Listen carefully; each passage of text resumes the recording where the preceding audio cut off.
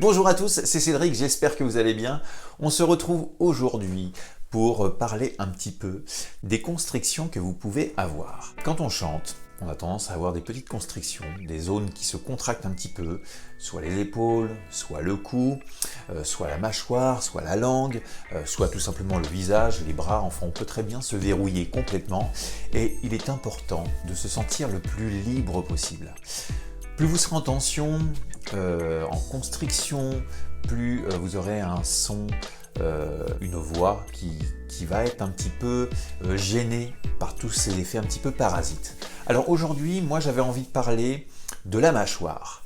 Ce que je m'aperçois très souvent en cours avec mes élèves, en tout cas pour certains, c'est que suivant les notes qu'ils vont faire, la manière qu'on va vocaliser, on va monter, on va descendre, je m'aperçois que les premières petites constrictions commencent à arriver. Alors pourquoi?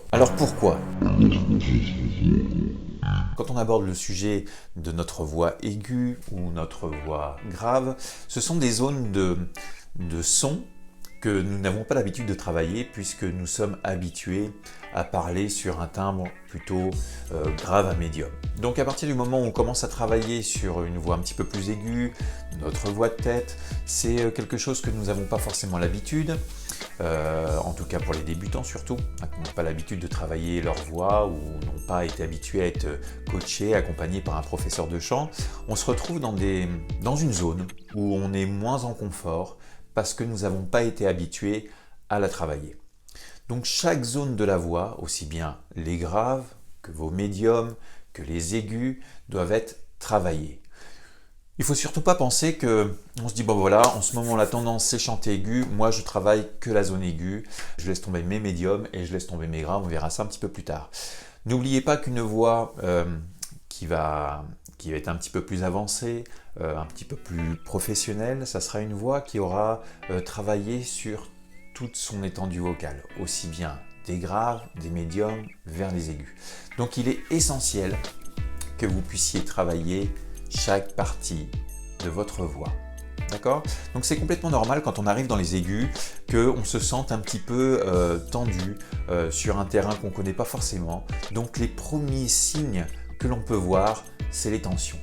Et ce que je peux remarquer le plus, c'est les tensions au niveau de la mâchoire. Je vais vous donner un petit peu plus tard dans cette vidéo une petite astuce pour la mâchoire pour qu'elle soit relaxée. Ça, c'est un des points importants si vous voulez que votre voix soit plus ample, que vous ayez une voix plus libre. Il faut absolument que votre mâchoire soit détendue. D'accord?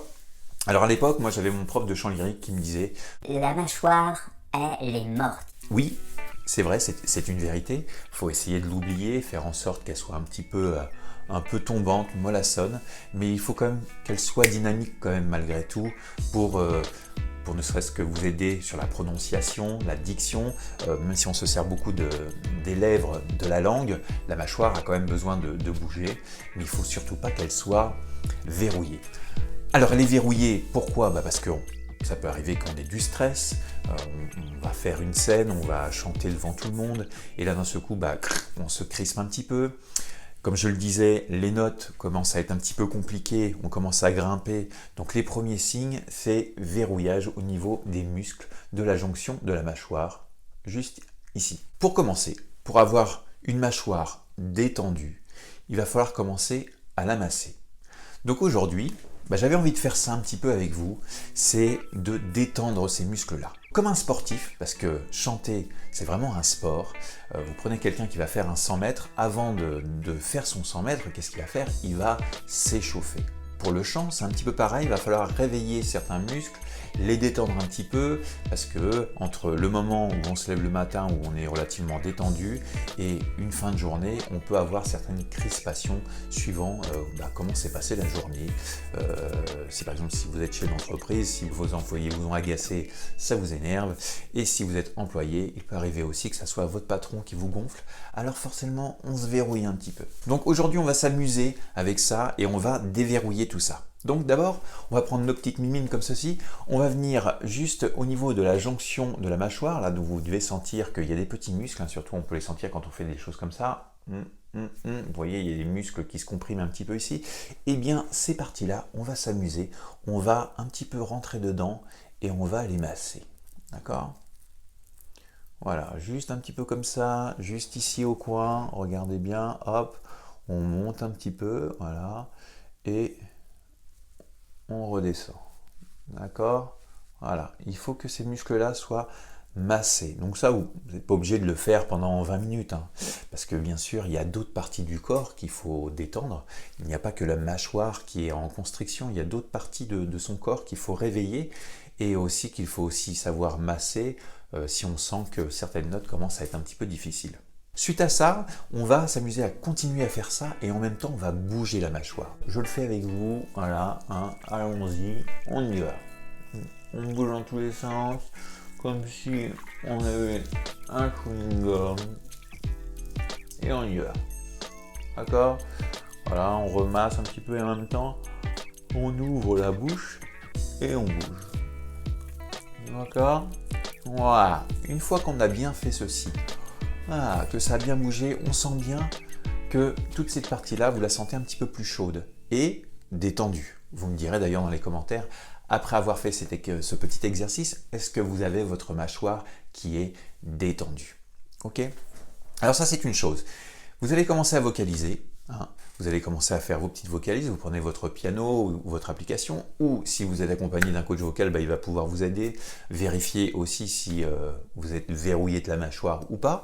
Car quand on est tout seul, on ne s'aperçoit pas forcément de ce genre de choses. Donc, il est important d'avoir quelqu'un qui puisse vérifier pour vous si ce que vous faites, c'est bien. Quand vous sentez qu'il commence à avoir de la tension, je vous conseille, pendant que vous êtes en train de faire vos vocalises, de poser votre doigt juste sur le menton, comme ceci. Voilà.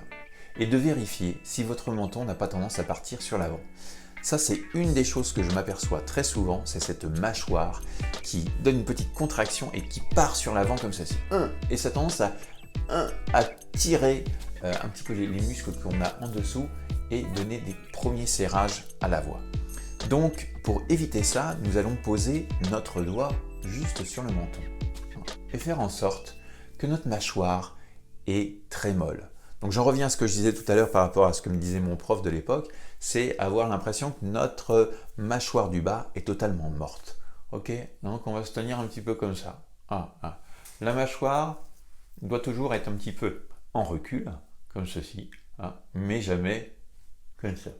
Donc le fait de poser le doigt sur le menton, ça va vous permettre de vérifier cette chose-là pendant que vous êtes en train de vocaliser. Donc on va faire ça ensemble sur une petite glissade, parce qu'on n'est pas tous équipés de piano.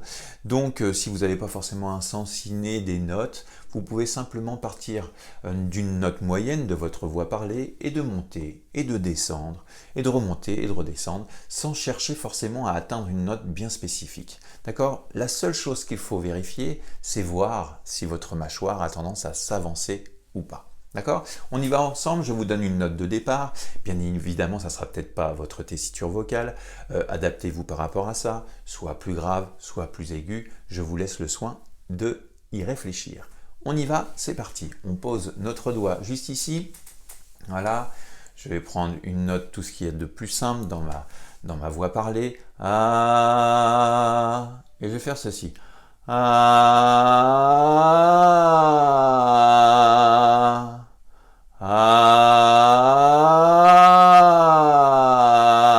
S'il se passe cette chose-là,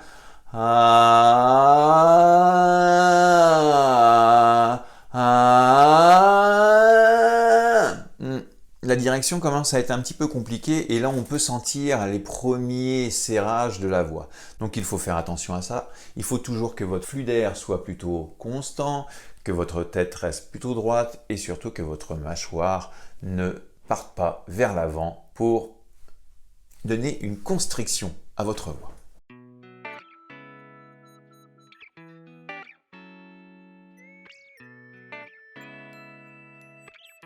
Pour le chant lyrique, pour le chant, tout ce qui est univers contemporain, la pop, etc., on peut s'aider de cette mâchoire plutôt relâchée.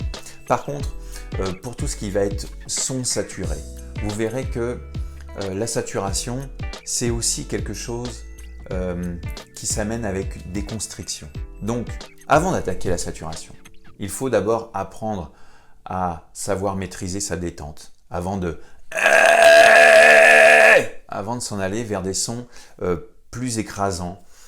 Où là, la mâchoire peut être un petit peu plus ferme, un petit peu plus tendue, la langue aussi pour essayer de maintenir le larynx un tout petit peu plus bas et éviter qu'il remonte trop haut. D'accord? Donc il faut d'abord maîtriser et connaître bien ses ressentis. Donc ça, bien sûr, un professeur de chant ou coach vocal, ça peut vous aider, ça peut vous aiguiller, ça peut vous donner la bonne direction, que plutôt d'essayer des trucs à gauche à droite et de se dire hop, j'y arrive pas, je me fais mal. Pourquoi j'y arrive pas? Mais parce qu'en fait, vous n'avez pas forcément bien travaillé par rapport à quelque chose de personnalisé, parce que n'oubliez pas, chaque personne a son tempérament, il y en a qui sont un petit peu mous, d'autres qui sont un peu plutôt stressés, donc il faut vraiment adapter chaque exercice pour chaque personne.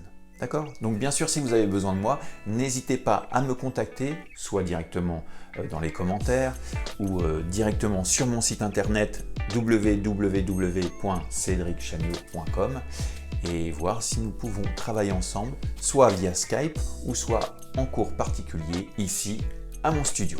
D'accord? Voilà, j'espère que cette vidéo vous a plu, que grâce à ça, votre mâchoire va être un petit peu plus détendue pour pouvoir atteindre des notes plus hautes comme plus basses. Racontez-moi tout ça dans les commentaires. Vous savez, au fur et à mesure, et surtout ceux qui sont abonnés depuis un petit moment, que j'aime bien discuter avec vous. Je suis assez ouvert à la discussion. D'ailleurs, c'est un petit peu ça, hein, l'échange entre un coach et un élève, c'est pouvoir échanger des choses pour vous faire avancer, vous, les chanteurs. D'accord? Je vous souhaite à tous une très bonne fin de semaine. À bientôt. Bye bye.